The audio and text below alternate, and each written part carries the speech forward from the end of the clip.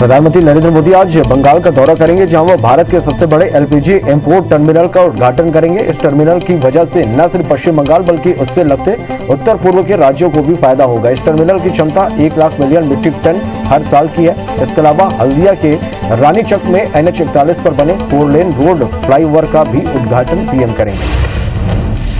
केंद्रीय गृह मंत्री अमित शाह आज महाराष्ट्र दौरे पर रहेंगे। शाह दोपहर 2 बजे नारायण राणे के मेडिकल कॉलेज पहुंचेंगे और कोकण में भाजपा सांसद नारायण राणे की संस्था सिंधुदुर्ग शिक्षा प्रसार मंडल द्वारा निर्मित मेडिकल कॉलेज का उद्घाटन करेंगे। अमित शाह का यह दौरा काफी महत्वपूर्ण है, क्योंकि सिंधुदुर्ग शिवसेना का गढ़ माना जाता है। महाराष्ट्र के ठाणे में आज तड़के भीषण आग लग गई। आग खजुरी के इलेक्ट्रिसिटी डिस्ट्रीब्यूशन कंपनी के दफ्तर में लगी। वहीं सूचना मिलने पर दमकल की टीम मौके पर पहुंची और आग पर काबू पाने का प्रयास किया जा रहा। आग कैसे लगी यह भी स्पष्ट नहीं हो पाया है। कृषि कानूनों के खिलाफ किसानों का आंदोलन जारी है। किसान शनिवार को 3 राज्यों दिल्ली, यूपी और उत्तराखंड को छोड़कर देश भर में चक्का जाम किसानों ने किया। दोपहर 12 बजे से 3 बजे तक किए गए जाम का सबसे ज्यादा असर राजस्थान, हरियाणा और पंजाब में दिखा। चक्का जाम शांतिपूर्ण रहा और इस दौरान एम्बुलेंस और इमरजेंसी वाहनों को नहीं रोका गया। दिल्ली की सीमाओं पर कृषि कानूनों के खिलाफ किसानों के आंदोलन का आज 74वां दिन है। किसानों ने कल 3 राज्यों को छोड़कर पूरे भारत में चक्का जाम किया। इस बार का चक्का जाम शांतिपूर्ण रहा। वहीं भारतीय किसान यूनियन के नेता राकेश टिकैत ने कहा कि हम सरकार से बातचीत के लिए तैयार हैं। सरकार के पास कानून को वापस लेने के लिए 2 अक्टूबर तक का समय है। हरियाणा के दादरी में आज किसानों की दूसरी महापंचायत होगी। इसमें भारतीय किसान यूनियन के नेता राकेश टिकैत भी शामिल होंगे। टिकैत 3 फरवरी को हरियाणा के जिंद जिले में पहली महापंचायत को संबोधित किया था। इस दौरान उन्हें जबरदस्त प्रतिक्रिया मिली थी, जिसके बाद राकेश टिकैत ने आज दादरी में दूसरी महापंचायत को संबोधित करने की योजना बनाई है। कांग्रेस नेता राहुल गांधी ने केंद्र सरकार के नए कृषि कानून को किसानों के लिए नहीं बल्कि देश के लिए भी खतरनाक बताया। राहुल गांधी ने शनिवार को आंदोलनकारी किसानों को समर्थन देते हुए कहा कि नए कृषि कानून न केवल उनके लिए बल्कि पूरे देश के लिए खतरनाक है। कृषि कानूनों को लेकर रायपुर आरंग के बीच नेशनल हाईवे में किसान संगठनों और कांग्रेस ने चक्का जाम किया। साथ ही संतोषी नगर और सारा गांव में भी चक्का जाम किया गया। 3 घंटे तक चले चक्का जाम में सड़क के दोनों ओर वाहनों की लंबी कतार लग गई। वहीं किसानों ने SDM को ज्ञापन सौंपकर अपना प्रदर्शन समाप्त किया। कृषि कानूनों के विरोध में बिलासपुर में भी किसानों ने चक्का जाम किया। बिलासपुर में अलग अलग किसान संगठन और कांग्रेस के लोग बिल के विरोध में सड़कों में उतरे। शहर में नेहरू चौक तो ब्लॉक स्तर पर अपने अपने क्षेत्रों में मुख्य मार्गों पर चक्का जाम कर बिल के खिलाफ विरोध प्रदर्शन किया गया। ग्वालियर में आज वामपंथी के साथ कांग्रेस के कार्यकर्ताओं ने किसानों के साथ हाईवे पर चक्का जाम कर दिया। आगरा मुंबई हाईवे, आगरा झांसी हाईवे को किसानों के साथ राजनीतिक दल के नेताओं ने जाम कर दिया। सैकड़ों की संख्या में यहां किसान और राजनीतिक दल के लोग शामिल थे। जबलपुर में किसान संगठनों ने मिलकर रीवा नागपुर नेशनल हाईवे पर चक्का जाम कर दिया। संयुक्त किसान मोर्चा के बैनर तले जुटे किसान अपने ट्रैक्टर लेकर हाईवे पर खजरी खिरिया बाईपास पहुंचे, जहां उन्होंने हाईवे पर ट्रैक्टर अड़ाकर चक्का जाम कर दिया। चक्का जाम से हाईवे के दोनों ओर वाहनों की लंबी कतार लग गई। 114 साल पुराना रियासतकालीन ग्वालियर व्यापार मेले का इंतजार अब खत्म हो गया है। मुख्यमंत्री शिवराज सिंह चौहान आज मेले का उद्घाटन करेंगे। इस दौरान कई मंत्री भी उनके साथ मौजूद रहेंगे। बता दें कि सीएम शिवराज 1 दिवसीय प्रवास पर ग्वालियर पहुंच रहे हैं, जहां वे कई निर्माण और विकास कार्यों का लोकार्पण और भूमि पूजन करेंगे। छत्तीसगढ़ में कांग्रेस की सरकार बनने के बाद 2 सालों में पहला ऐसा मौका था जब मुख्यमंत्री भूपेश बघेल समेत तमाम मंत्रियों ने कांग्रेस भवन में आयोजित कांग्रेस पदाधिकारियों और प्रभारियों की बैठक में अपने विभागों के कामकाज का ब्यौरा दिया। इससे पहले मंत्री अपने विभाग के कामकाज की जानकारी मुख्यमंत्री या फिर प्रदेश प्रभारी को दिया करते थे।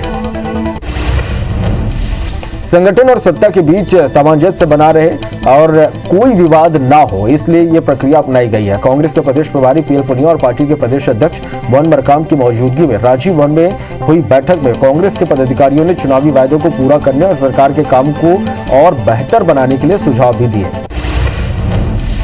देवास में वन रक्षक की गोली मारकर हत्या और ग्वालियर में पुलिस की टीम पर हमला, इन दोनों ही घटनाओं को लेकर सीएम शिवराज सिंह चौहान एक्शन में नजर आए। पुलिस हमले की दोनों घटनाओं पर उन्होंने आपात बैठक ली और अधिकारियों को दोषियों पर सख्त कार्रवाई के निर्देश दिए। सीएम शिवराज सिंह ने कहा कि ड्यूटी के दौरान वन स्टाफ के लिए सुरक्षा इंतजाम हो। सीएम शिवराज सिंह ने कहा कि अवैध उत्खनन करने वाले माफिया को किसी हालत में नहीं छोड़ा जाए, सभी तरह के माफिया पर पूरी तरह से अंकुश लगाया जाए। बैठक में देवास में अपराधियों के हमले में मारे गए शहीद का दर्जा देने का भी फैसला लिया गया। साथ ही मृतक के परिवार को सभी जरूरी सुविधाएं देने के निर्देश सीएम शिवराज सिंह ने दिए हैं। एमपी में आगामी नगरीय निकाय चुनाव में टिकट वितरण को लेकर बीजेपी और कांग्रेस अलग अलग रणनीति पर काम कर रहे हैं। कांग्रेस जहां घुटी समीकरण छोड़कर सर्वे के आधार पर मेयर, नगरपालिका अध्यक्ष और नगर परिषद अध्यक्ष पद के लिए टिकट वितरण करने पर फोकस कर रहे हैं, वहीं बीजेपी में घुटी समीकरण नजर आ रहे हैं। मीडिया से बात करते हुए सांसद दिग्विजय सिंह ने कहा कि ज्योतिरादित्य सिंधिया उनके बच्चे के समान है। इस दौरान राज्यसभा में उनके और सिंधिया के बीच संवाद को लेकर पूछे गए सवाल पर उन्होंने कहा कि सिंधिया जिस प्रभावी ढंग से कांग्रेस का समर्थन करते थे, उतने ही अच्छे ढंग से बीजेपी का समर्थन कर रहे हैं। गृह मंत्री नरोत्तम मिश्रा अपने 4 दिवसीय प्रवास के तीसरे दिन दतिया पहुंचे, जहां उन्होंने पीताम्बरा मंदिर पहुंचकर मां बगलामुखी का दर्शन और पूजन किया। इसके बाद स्थानीय स्टेडियम में पहुंचकर T20 क्रिकेट टूर्नामेंट का उद्घाटन किया। गृह मंत्री परिवहन विभाग द्वारा आयोजित कार्यक्रम में भी शामिल हुए। छत्तीसगढ़ के मुख्यमंत्री भूपेश बघेल आज असम दौरे पर जाएंगे। असम में आगामी विधानसभा चुनाव को लेकर वहां के असम नेताओं और कार्यकर्ताओं की बैठक लेंगे और सभी को चुनावी जीत का मंत्र देंगे। प्रधानमंत्री नरेंद्र मोदी आज असम और पश्चिम बंगाल का दौरा करेंगे। सुबह लगभग 12 बजे पीएम 2 अस्पतालों के फाउंडेशन स्टोन का लोकार्पण करेंगे। इसमें राज्य के राजमार्गों, जिला सड़कें शामिल हैं। असम में सोनितपुर जिले में प्रमुख कार्यक्रम असोम माला का शुभारंभ करेंगे। इसके बाद पीएम पश्चिम बंगाल के हल्दिया में प्रमुख बुनियादी ढांचा परियोजनाओं की आधारशिला रखेंगे। प्रधानमंत्री नरेंद्र मोदी आज बंगाल का दौरा करेंगे, जहां वो भारत के सबसे बड़े एलपीजी इंपोर्ट टर्मिनल का उद्घाटन करेंगे। इस टर्मिनल की वजह से न सिर्फ पश्चिम बंगाल बल्कि उससे लगते उत्तर पूर्व के राज्यों को भी फायदा होगा। इस टर्मिनल की क्षमता 1 लाख मिलियन मीट्रिक टन हर साल की है। इसके अलावा हल्दिया के रानीचक में NH41 पर बने 4 लेन रोड फ्लाईओवर का भी उद्घाटन करेंगे। केंद्रीय गृह मंत्री अमित शाह आज महाराष्ट्र दौरे पर रहेंगे। शाह दोपहर 2 बजे नारायण राणे के मेडिकल कॉलेज पहुंचेंगे और कोंकण में भाजपा सांसद नारायण राणे की संस्था सिंधु दुर्ग शिक्षा प्रसार मंडल द्वारा निर्मित मेडिकल कॉलेज का उद्घाटन करेंगे। अमित शाह का यह दौरा काफी महत्वपूर्ण है, क्योंकि सिंधु दुर्ग शिवसेना का गढ़ माना जाता है। दिल्ली के संजय कॉलोनी में तड़के भीषण आग लग गई। आगजनी की सूचना मिलने पर दमकल की टीम मौके पर पहुंची और आग पर काबू पाने का प्रयास किया जा रहा है। वहीं आग कैसे लगी यह भी स्पष्ट नहीं हुआ है। महाराष्ट्र के ठाणे में आज तड़के भीषण आग लग गई। आग खजुरी के इलेक्ट्रिसिटी डिस्ट्रीब्यूशन कंपनी के दफ्तर में लगी। वहीं सूचना मिलने पर दमकल की टीम मौके पर पहुंची और आग पर काबू पाने का प्रयास किया जा रहा है। आग कैसे लगी स्पष्ट नहीं हो पाया। हरियाणा के दादरी में आज किसानों की दूसरी महापंचायत होगी। इसमें भारतीय किसान यूनियन के नेता राकेश टिकैत भी शामिल होंगे। टिकैत 3 फरवरी को हरियाणा के जिंद जिले में पहली महापंचायत को संबोधित किया था। इस दौरान उन्हें जबरदस्त प्रतिक्रिया मिली थी, जिसके बाद राकेश टिकैत ने आज दादरी में दूसरी महापंचायत को संबोधित करने की योजना बनाई है। कृषि कानूनों के खिलाफ किसानों का आंदोलन जारी है। किसान शनिवार को 3 राज्यों दिल्ली, यूपी और उत्तराखंड को छोड़कर देश भर में चक्का जाम किया। दोपहर 12 बजे से 3 बजे तक किए गए जाम का सबसे ज्यादा असर राजस्थान, हरियाणा और पंजाब में दिखा। चक्का जाम शांतिपूर्ण रहा और इस दौरान एम्बुलेंस और इमरजेंसी वाहनों को नहीं रोका गया।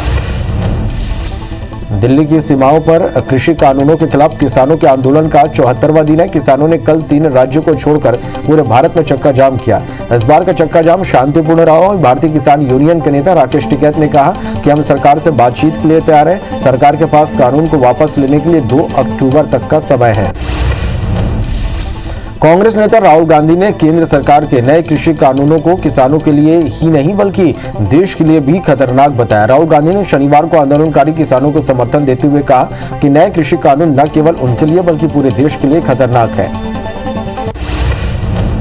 कृषि कानूनों को लेकर रायपुर आरंग के बीच नेशनल हाईवे में किसान संगठनों और कांग्रेस ने चक्का जाम किया। साथ ही संतोषी नगर और सारागांव में भी चक्का जाम किया गया। 3 घंटे तक चले चक्का जाम में सड़क के दोनों ओर वाहनों की लंबी कतार लग गई। वहीं किसानों ने एसडीएम को ज्ञापन सौंपकर अपना प्रदर्शन समाप्त किया। कृषि कानूनों के विरोध में बिलासपुर में भी किसानों ने चक्का जाम किया। बिलासपुर में अलग अलग किसान संगठन और कांग्रेस के लोग बिल के विरोध में सड़कों पर उतरे। शहर में नेहरू चौक तो ब्लॉक स्तर पर अपने अपने क्षेत्रों में मुख्य मार्गों पर चक्का जाम कर बिल के खिलाफ विरोध प्रदर्शन किया गया। ग्वालियर में आज वामपंथी के साथ कांग्रेस के कार्यकर्ताओं ने किसानों के साथ हाईवे पर कल चक्का जाम कर दिया। आगरा मुंबई हाईवे, आगरा झांसी हाईवे को किसानों के साथ राजनीतिक दल के नेताओं ने जाम कर दिया। सैकड़ों की संख्या में यहां किसान और राजनीतिक लोग शामिल थे। जबलपुर में किसान संगठनों ने मिलकर रीवा नागपुर नेशनल हाईवे पर चक्का जाम कर दिया। संयुक्त किसान मोर्चा के बैनर तले जुटे किसान अपने ट्रैक्टर लेकर हाईवे पर खजरी खेरिया बाईपास पहुंचे, जहां उन्होंने हाईवे पर ट्रैक्टर अड़ाकर चक्का जाम कर दिया। चक्का जाम से हाईवे के दोनों ओर वाहनों की लंबी कतार लग गई। 114 साल पुराना रियासतकालीन ग्वालियर व्यापार मेले का इंतजार अब खत्म हो गया है। मुख्यमंत्री शिवराज सिंह चौहान आज मेले का उद्घाटन करेंगे। इस दौरान कई मंत्री भी उनके साथ मौजूद रहेंगे। बता दें कि सीएम शिवराज एक दिवसीय प्रवास पर ग्वालियर पहुंच रहे हैं, जहां वे कई निर्माण और विकास कार्यों का लोकार्पण और भूमि पूजन करेंगे। छत्तीसगढ़ के मुख्यमंत्री भूपेश बघेल आज असम दौरे पर जाएंगे। असम में आगामी विधानसभा चुनाव को लेकर वहां के कांग्रेस नेताओं और कार्यकर्ताओं की बैठक लेंगे और सभी को चुनावी जीत का मंत्र देंगे। मीडिया से बात करते हुए सांसद दिग्विजय सिंह ने कहा कि ज्योतिरादित्य सिंधिया उनके बच्चे के समान है। इस दौरान राज्यसभा में उनके और सिंधिया के बीच संवाद को लेकर पूछे गए सवाल पर उन्होंने कहा कि सिंधिया जिस प्रभावी ढंग से कांग्रेस का समर्थन करते हैं, उतने ही अच्छे ढंग से बीजेपी का समर्थन कर रहे हैं। छत्तीसगढ़ में कांग्रेस की सरकार बनने के बाद 2 सालों में पहला ऐसा मौका था जब मुख्यमंत्री भूपेश बघेल समेत तमाम मंत्रियों ने कांग्रेस भवन में आयोजित कांग्रेस पदाधिकारियों और प्रभारियों की बैठक में अपने विभागों के कामकाज का ब्यौरा दिया। इसमें पहले मंत्री अपने विभाग के कामकाज की जानकारी मुख्यमंत्री या फिर प्रदेश प्रभारी को दिया करते थे। संगठन और सत्ता के बीच सामंजस्य बना रहे और कोई विवाद ना हो, इसलिए यह प्रक्रिया अपनाई गई है। कांग्रेस के प्रदेश प्रभारी पीएल पुनिया और पार्टी के प्रदेश अध्यक्ष भवन मरकाम की मौजूदगी में राजीव भवन में हुई बैठक में कांग्रेस के पदाधिकारियों ने चुनावी वादों को पूरा करने और सरकार के काम को और बेहतर बनाने के लिए कई सुझाव भी दिए। देवास में वन रक्षक की गोली मारकर हत्या और ग्वालियर में पुलिस की टीम पर हमला, इन दोनों ही घटनाओं को लेकर सीएम शिवराज एक्शन में नजर आए। दोनों ही घटनाओं पर उन्होंने आपात बैठक ली और अधिकारियों को दोषियों पर सख्त कार्रवाई के निर्देश दिए। सीएम ने कहा कि ड्यूटी के दौरान वन स्टाफ के लिए जरूरी सुरक्षा के इंतजाम हो, इसके गृह, वन और राजस्व विभाग मिलकर संयुक्त प्रयास करें। सीएम शिवराज सिंह ने कहा कि अवैध उत्खनन करने वाले माफिया को किसी हालत में नहीं छोड़ा जाए। सभी तरह के माफिया पर पूरी तरह से अंकुश लगाया जाए। बैठक में देवास में अपराधियों के हमले में मारे गए फॉरेस्ट गार्ड को शहीद का दर्जा देने का भी फैसला किया गया। साथ ही मृतक के परिवार को सभी जरूरी सुविधाएं देने के निर्देश सीएम शिवराज सिंह चौहान ने दिए हैं। एमपी में आगामी नगरीय निकाय चुनाव में टिकट वितरण को लेकर बीजेपी और कांग्रेस अलग अलग रणनीति पर काम कर रहे हैं। कांग्रेस जहां गुटी समीकरण छोड़कर सर्वे के आधार पर मेयर, नगर पालिका अध्यक्ष और नगर परिषद पद के लिए टिकट वितरण करने पर फोकस कर रही है, तो वहीं बीजेपी में गुटी समीकरण नजर आ रहे हैं। गृह मंत्री नरोत्तम मिश्रा अपने 4 दिवसीय प्रवास के तीसरे दिन दतिया पहुंचे, जहां उन्होंने पीताम्बरा मंदिर पहुंचकर मां बगलामुखी का दर्शन और पूजन किया। इसके बाद स्थानीय स्टेडियम पहुंचकर T20 क्रिकेट टूर्नामेंट का उद्घाटन किया। गृह मंत्री परिवहन विभाग द्वारा आयोजित कार्यक्रम में भी शामिल हुए। गौरेला पिंडरा मरवाही जिला मुख्यालय को लेकर स्थानीय लोगों ने कलेक्टर से मुलाकात कर अपने इलाके में मुख्यालय बनाने की मांग की। इसे लेकर मरवाही के नेताओं ने कलेक्टर नम्रता गांधी से मुलाकात की। फिलहाल इस नए जिले का मुख्यालय अस्थायी तौर पर गौरेला के गुरुकुल छात्रावास में संचालित हो रहा है। एक तरफ जहां गौरेला के निवासी गौरेला में ही जिला मुख्यालय बनाने की मांग कर रहे हैं। एमपी में सहकारी समिति कर्मचारी महासंघ ने 3 सूत्रीय मांगों को लेकर हड़ताल शुरू कर दी। मुरैना में जीवाजीगंज के पास पार्क में कर्मचारी हड़ताल के लिए जमा हुए। कर्मचारी नियमितीकरण, वेतन भत्ता और सालों से रुके कमीशन पर क्लियरेंस और 2 महीने से राशन की कटौती का निवारण भी कर्मचारियों की मांगों में शामिल है। ग्वालियर में एनएसयूआई ने जय विलास पैलेस के बाहर प्रदर्शन किया। प्रदर्शन के दौरान एनएसयूआई कार्यकर्ता अपने साथ हल्दी और चावल लेकर आए। एनएसयूआई ने प्रदर्शन के दौरान सिंधिया से शिक्षकों के नियमितीकरण की मांग करते हुए कहा कि रविवार को जब मुख्यमंत्री शहर में होंगे तब वे अतिथि शिक्षकों के लिए मुख्यमंत्री से बात करें और उन्हें नियमित करवाएं। धार के मांडू में 13 से 15 फरवरी तक 3 दिवसीय उत्सव का आयोजन किया जाएगा। इस बार कोरोना प्रोटोकॉल को ध्यान में रखते हुए पूरा आयोजन किया जा रहा है। बता दें कि हर साल यह उत्सव दिसंबर में होता था, लेकिन कोरोना के कारण इस बार आयोजन में 2 महीने की देरी हो गई। आयोजन में हेरिटेज वॉक, साइकिलिंग ट्रेल, योग सत्र और हॉर्स ट्रेल जैसी गतिविधियां होंगी। पेंड्रा में 9 फरवरी से शुरू होने वाले 2 दिवसीय अरपा महोत्सव के लिए तैयारियां शुरू हो चुकी हैं। अरपा महोत्सव की तैयारियों को लेकर कलेक्टर नम्रता गांधी और एसपी सूरज परिहार ने समारोह स्थल का निरीक्षण किया। 2 दिवसीय महोत्सव में सीएम भूपेश समेत कई कैबिनेट मंत्री, सांसद, विधायक और संसदीय सचिव शिरकत करेंगे। खरगोन में करीब 128 साल से लग रहे श्री नवग्रह मेले का बीजेपी सांसद गजेंद्र सिंह पटेल और कांग्रेस विधायक रवि जोशी ने भूमि पूजन किया। नगर पालिका द्वारा 15 फरवरी से 15 मार्च 2021 तक 1 माह तक आयोजित होने वाले इस मेले में राजस्थान, गुजरात, छत्तीसगढ़ और अन्य प्रदेशों के व्यापारी भी अपने झूले सहित अन्य मनोरंजन की दुकानें लेकर पहुंचते हैं।